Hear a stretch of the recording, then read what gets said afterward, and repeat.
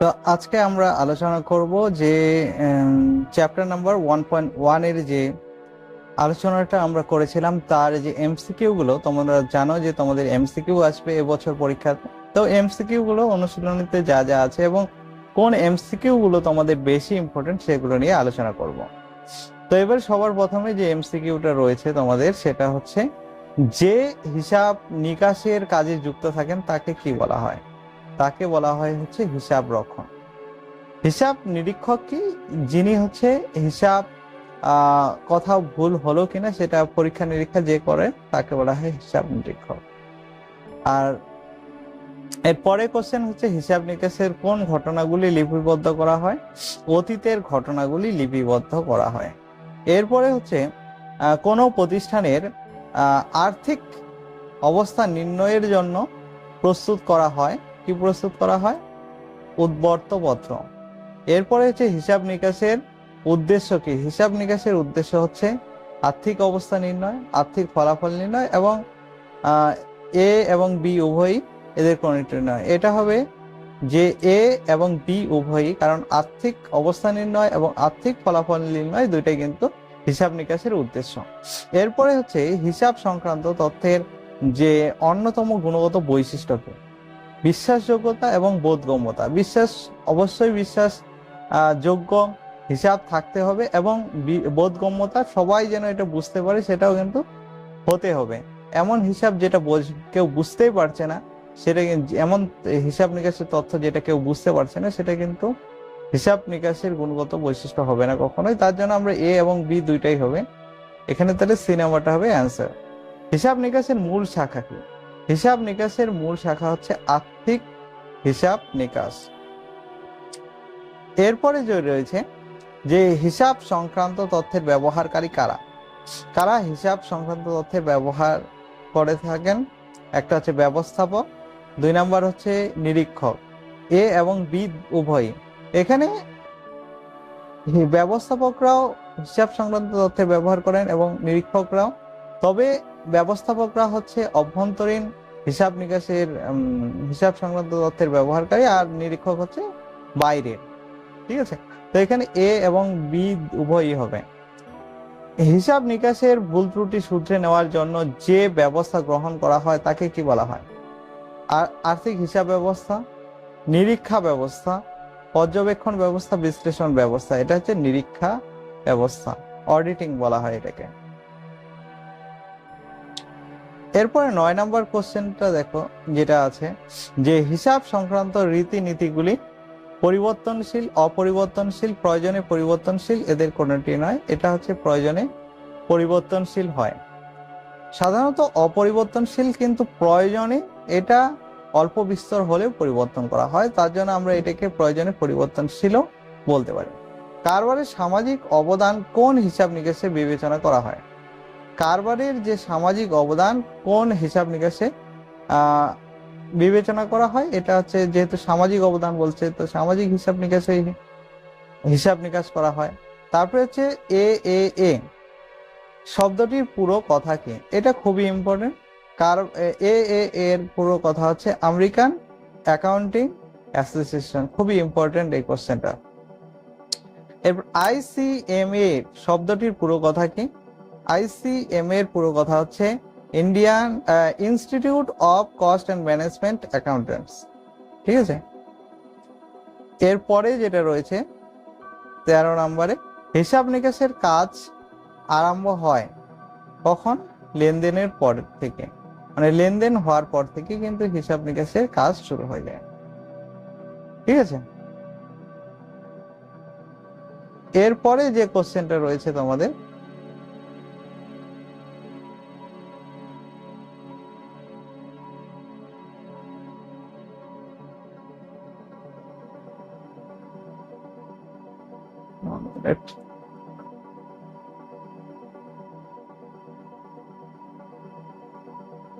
এরপরে তোমাদের রয়েছে নিচের যে হিসাব নিকাশ তথ্যের ব্যবহারকারীরা নন, নিচের কে হিসাব নিকাশ তথ্যের ব্যবহারকারী নন? বিনিয়োগকারী ও ঋণদাতারা, পণ্য সরবরাহকারী ও খরিদ্দাররা, সরকার ও সাধারণ মানুষ, 2 নাম্বার হচ্ছে ব্যবস্থাপকরা। বাহ্যিক ব্যবহারকারী নন। এই যে বিনিয়োগকারী যারা রয়েছে, ঋণদাতা, এরা কোম্পানির বাইরের লোক, পণ্য সরবরাহকারী ও খরিদ্দার এরাও বাইরে, সরকার, সাধারণ মানুষ এরাও কোম্পানির বাইরের লোক। তো এরা সব হচ্ছে বাহ্যিক তথ্যের বাহ্যিক ব্যবহারকারী। এবারে ব্যবস্থাপক যারা রয়েছে এরা কিন্তু কোম্পানির অভ্যন্তরেই, যেহেতু কোম্পানির ভেতরকার লোক, তার জন্য এটা হচ্ছে অভ্যন্তরীণ ব্যবহারকারী। তো এটা হচ্ছে অ্যান্সার হবে এটা, যে ব্যবস্থাপকেরা। কারণ এখানটায় বলছে যে বাহ্যিক ব্যবহারকারী নন, বাহ্যিক ব্যবহারকারী নন হচ্ছে ব্যবস্থাপকরা, এরা হচ্ছে অভ্যন্তরীণ ব্যবহারকারী। এই কোশ্চেনটা ইম্পর্টেন্ট আছে। নিচের কোনটি হিসাব নিকাশ তথ্যের গুণগত বৈশিষ্ট্য নয়? হিসাব নিকাশ তথ্যের গুণগত বৈশিষ্ট্য নয় হচ্ছে বোধগম্যতা, প্রাসঙ্গিকতা, নির্ভরযোগ্যতা, আর হচ্ছে উপস্থাপনা। উপস্থাপনাটা গুণগত বৈশিষ্ট্যের মধ্যে পড়ে না। নিচের কে হিসাব নিকাশ তথ্যের অভ্যন্তরীণ ব্যবহারকারী? এই কোশ্চেনটা ইম্পর্টেন্ট। ব্যবস্থাপকেরা, এখনই করলাম ব্যবস্থাপকেরা। আর সরকার, ক্রেতা সাধারণ এদের কেউ নয়। সরকার আর ক্রেতা সাধারণ এরা কি? বাহ্যিক ব্যবহারকারী। নিচের কোনটি হিসাব নিকাশের বইতে লিপিবদ্ধ করা হয় না? মালপত্র বিক্রয়, বেতন প্রদান, কর্মচারীদের গুণগত মান, স্টেশনারির জন্য প্রদান। তো আমরা কর্মচারীদের যে গুণগত মান সেটা কিন্তু হিসাব বইতে লিপিবদ্ধ করা হয় না। নিচের কোনটি হিসাব নিকাশের শাখা নয়? পরিচালন হিসাব নিকাশ, পরিব্যয় হিসাব নিকাশ, আর্থিক হিসাব নিকাশ, হিসাব রক্ষণ। তো এটা হবে আর হিসাব রক্ষণ। হিসাব রক্ষণ কিন্তু শাখা নয়। এরপরে যেটা রয়েছে তোমাদের, যে নিচের কোনটি হিসাব নিকাশের উদ্দেশ্য বা প্রতিযোগিতা? লেনদেনের কেন্দ্রীকরণ, তথ্য প্রস্তুতকরণ, আর্থিক ফলাফল নিরূপণ, এদের সব কয়টি। তো এটা হবে এদের সব কয়টি। আধুনিক হিসাব নিকাশ ব্যবস্থা যে বছরে সূচনা হয় সেটা হচ্ছে 1494 খ্রিস্টাব্দে লুকা পাসিওলি করেছিল। ঠিক আছে, তার জন্য লুকা পাসিওলিকে হিসাব শাস্ত্রের জনক বলা হয়, হিসাব নিকাশের জনক বলা হয়, লুকা পাসিওলি, নামটা মনে রাখবে।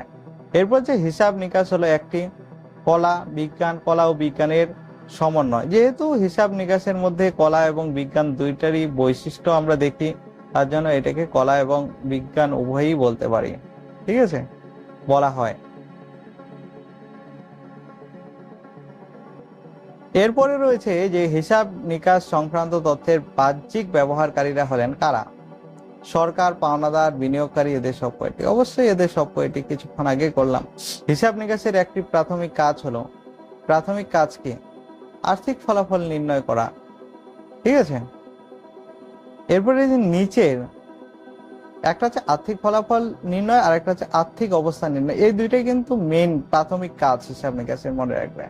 এরপরে যে নিচের কোনটি হিসাব নিকাশের শাখা নয়? আর্থিক হিসাব নিকাশ, পরিব্যয় হিসাব নিকাশ, সামাজিক হিসাব, নিরীক্ষা হিসাব নিকাশ। নিরীক্ষা হিসাব নিকাশ কিন্তু হিসাব নিকাশের শাখা নয়।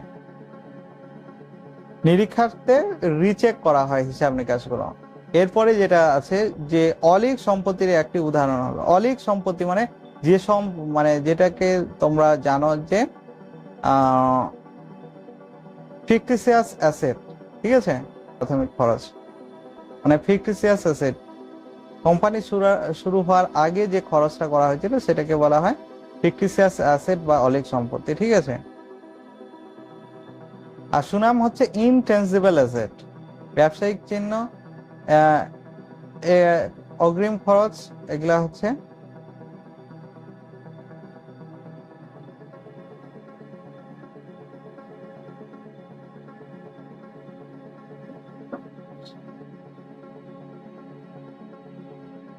এরপরে হিসাব নিকাশের কাজের জন্য নির্দিষ্ট পারদর্শিতার প্রয়োজন হয় বলে হিসাব নিকাশকে কার অংশ বলা হয়?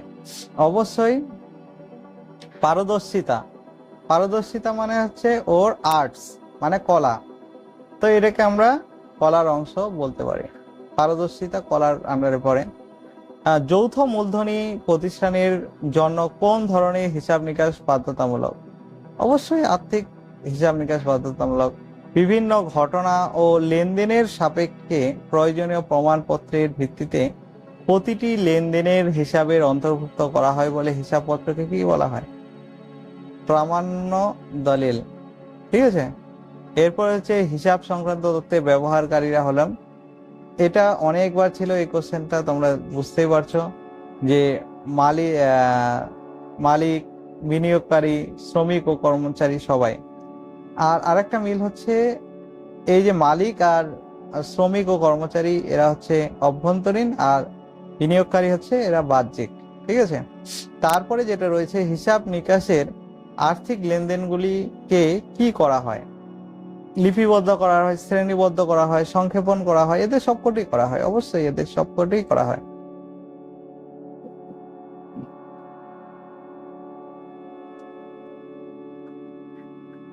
এরপরে যেটা রয়েছে যে ব্যবসার প্রাথমিক খরচ কোন ধরনের সম্পত্তির উদাহরণ? কিছুক্ষণ আগেই করলাম, অলিক সম্পত্তির উদাহরণ। হিসাব নিকাশের চক্র বলতে কি বোঝায়? হিসাব নিকাশের চক্র হচ্ছে হিসাব নিকাশের বিভিন্ন ধাপ, হিসাব নিকাশের বিভিন্ন স্তর, এ এবং বি উভয়ই। অবশ্যই হিসাব নিকাশের ধাপ আর স্তর বিষয়টা একই, তো এ আর বি তে একই কথা বলছে, শুধু এখানে বিভিন্ন ধাপ বলছে, এখানে বিভিন্ন স্তর বলছে। ধাপ আর স্তর তো মিনিং একই, তার জন্য আমরা এ এবং বি উভয়ই বলবো। হিসাব সংক্রান্ত তথ্যের অভ্যন্তরীণ ব্যবহারকারীরা হলো ব্যবস্থাপক, ঊর্ধ্বতন কর্মচারী। এ এবং বি উভয়ই, এদের কোনটি নয়, অবশ্যই এ বি উভয়ই। তো এই কোশ্চেনটা বুঝতেই পারছো যে কতবার তোমাদেরকে দিয়েছে, এই কোশ্চেনটা আসবে 100%।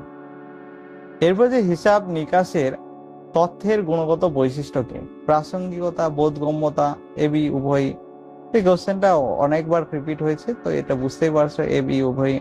ব্যয় নির্ধারণ ও নিয়ন্ত্রণের জন্য যে ধরনের হিসাব নিকাশ করা হয় তাকে বলে পরিব্যয় হিসাব নিকাশ। ব্যয় নির্ধারণ করার জন্য পরিব্যয় হিসাব নিকাশ করা হয়।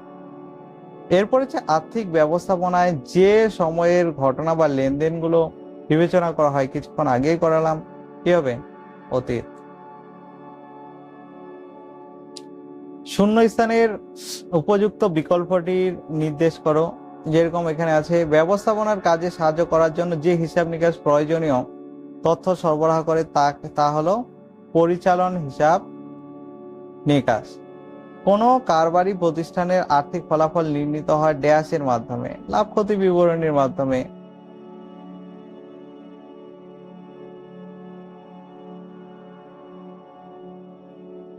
ব্যালেন্স প্রফিট এন্ড লস অ্যাকাউন্টে আমরা প্রফিট হলো না লস হলো সেটা জানতে পারি। ড্যাশকে হিসাব ব্যবস্থা জনক বলা হয়। এই কোশ্চেনটা খুবই ইম্পর্টেন্ট। কাকে বলা হয়? কিছুক্ষণ আগেই বললাম আমি, লুকা পাসিয়েলি 1494 খ্রিস্টাব্দে হিসাব ব্যবস্থা প্রচলন করেন দুতরফা দাখিলা পদ্ধতি, তার জন্য তাকে হিসাব ব্যবস্থার জনক বলা হয়। ঠিক আছে, ড্যাশ হিসাব নিকাশে শুধুমাত্র পণ্যের ক্রয়ের মূল্যের উপর ভিত্তি করে মজুদ পণ্যের মূল্যায়ন করা হয়। কোথায়? পরিব্যয়।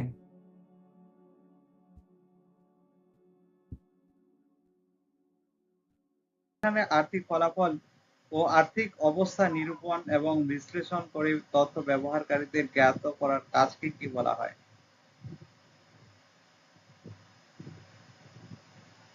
জ্ঞাত করার কাজকে বলা হবে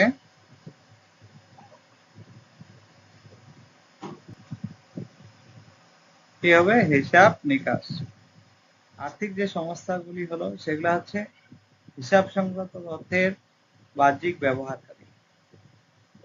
হিসাব শাস্ত্রের দুতরফা দাখিলা পদ্ধতির জনক হলেন লুকা পাসিয়েলি। তবে এই যে কৌটিল্য অর্থশাস্ত্র নামক একটা গ্রন্থ লিখেছিলেন, যেখানে হিসাব শাস্ত্রের সম্পর্কে লেখা রয়েছে। ঠিক আছে, ঠিক কি কারণে কোন ঘটনা বা লেনদেনের হিসাব নিকাশ অন্তর্ভুক্ত করা হলো, তার কারণ সম্পর্কে অবহিত করাকে বলা হয় ব্যাখ্যাকরণ। দুজন তথ্যের বাহ্যিক ব্যবহারকারী হলো বিনিয়োগকারী এবং মালিক অভ্যন্তরীণ, ব্যবস্থাপক অভ্যন্তরীণ, শ্রমিক কর্মচারী অভ্যন্তরীণ। এটা হবে শর্ত। আর্থিক হিসাব নিকাশ হলো ড্যাশ মাপকাঠিতে পরিমাপযোগ্য এমন সব ঘটনা বা লেনদেন লিপিবদ্ধকরণের একটি কলা। এটা হবে অর্থের মাপকাঠিতে। হিসাব নিকাশের হিসাব নিকাশে প্রতিষ্ঠানের ড্যাশ অবদান ও তার সংগ্রহের জন্য ব্যয়িত অর্থের পরিমাণের হিসাব করা হয়, তাকে বলা হয় মানব সম্পদ হিসাব নিকাশ বলে, তাকে মানব সম্পদ হিসাব বলে। তো প্রতিষ্ঠানের যে হিসাব নিকাশে প্রতিষ্ঠানের মানব সম্পদের অবদান, এটা হবে মানব সম্পদের অবদান ও তার সংগ্রহের জন্য ব্যয়িত অর্থের পরিমাণ হিসাব নিকাশ করাকে বলা হয় মানব সম্পদ হিসাব নিকাশ করা। 44 নম্বর আছে প্যাসিওলি। প্যাসিওলি কি দুতরফা দাখিলা পদ্ধতি। প্যাসিওলি যে আছে দুতরফা দাখিলা পদ্ধতি আবিষ্কার করছিল। কৌটিল্য হচ্ছে অর্থশাস্ত্র লিখেছিলেন। ব্যবস্থাপক হচ্ছে কি অভ্যন্তরীণ ব্যবহারকারী, আর সরকার হচ্ছে বাহ্যিক ব্যবহারকারী। তো এখানে 2 এর সাথে এ মিলছে, তো দেখি আমরা 2 এর সাথে এ কোথায় আছে।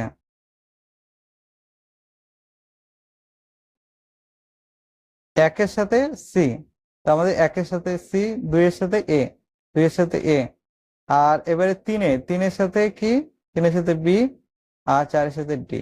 আমাদের 1 নাম্বার এ নাম্বারটাই হচ্ছে সঠিক অ্যান্সার। এরপরে হচ্ছে আইসিপিএ। আমরা ট্রিপল এ নাম এখনই দেখলাম। ট্রিপল এ মানে কি আমেরিকান অ্যাকাউন্টিং অ্যাসোসিয়েশন। আইসিএমএ মানে হচ্ছে institute of cost and management accounts. ICAI, ICAI মানে হচ্ছে institute of chartered accountants of India. আর আইসিপিএ এটা বুঝতেই পারছো 3 নম্বরটা হবে। তো এবারে তুমি বলো যে এটার সঠিক অ্যান্সার কি হবে। একের সাথে কত সি, তো একের সাথে সি, 2 এর সাথে এ, একের সাথে সি, 2 এর সাথে এ, 3-এর সাথে 3,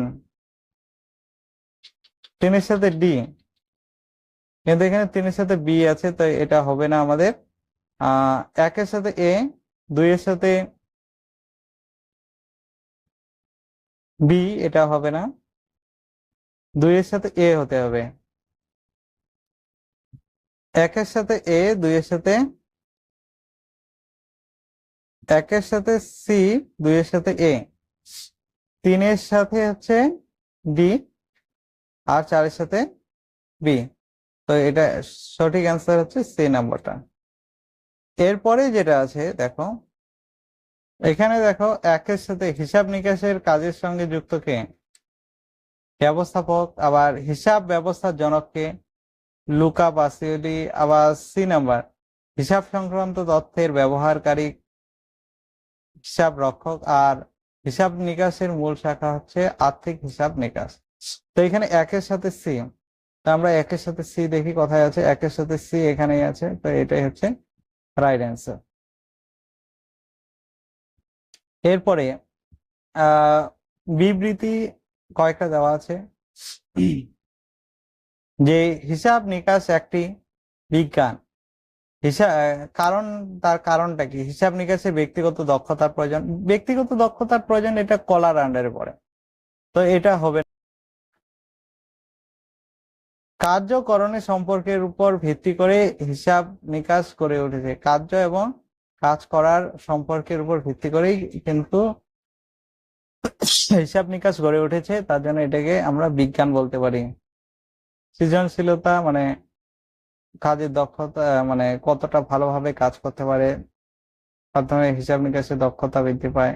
অবশ্যই বৃদ্ধি পাবে, যত বেশি কাজ করবে তত দক্ষতা বৃদ্ধি পাবে। তো এখানে বি নাম্বারটা হবে অ্যান্সার। বিবৃতি হিসাব নিকাশ একটি বিজ্ঞান, তার কারণ হচ্ছে কার্য ও করণের সম্পর্কের উপর ভিত্তি করে এটি গড়ে উঠেছে। এরপরে যেটা আছে বিবৃতি 52 পেজের, যে ঐতিহাসিক আর্থিক ঘটনাসমূহ আর্থিক হিসাব নিকাশে লিপিবদ্ধ করা হয়।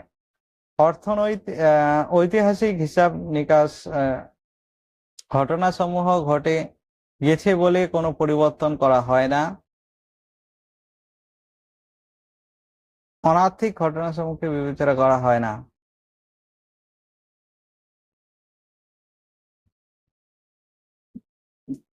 এই যে সি নাম্বারটা হবে। নিরীক্ষা করার জন্য নিয়োগ করা হয়। তো এখানে হিসাব নিকাশে এটা ভুল আছে, এটা ঠিক, এটা ভুল, যেহেতু কারণ আমরা জানি হিসাব নিকাশ হলো বিজ্ঞান বা কলা উভয়ই। আর অর্থের মাপকাঠিতে পরিমাপ করা যায় এমন ঘটনায় শুধুমাত্র হিসাব নিকাশের অন্তর্ভুক্ত করা হয়, এটা ঠিক। তো এখানে আমাদের 2 আর 4 হচ্ছে ঠিক। 2 2 4 কথায় 2 4 ঠিক আর বাকিগুলো ভুল। হিসাব নিকাশ সমাজ বিজ্ঞানের একটি অংশ, বলতে পারি।